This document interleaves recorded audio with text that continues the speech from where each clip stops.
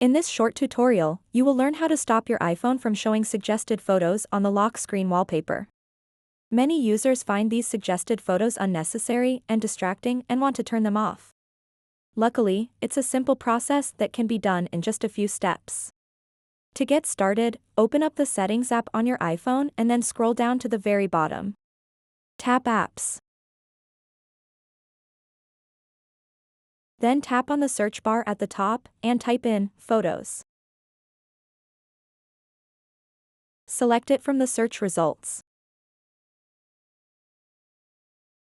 And then scroll down to the bottom.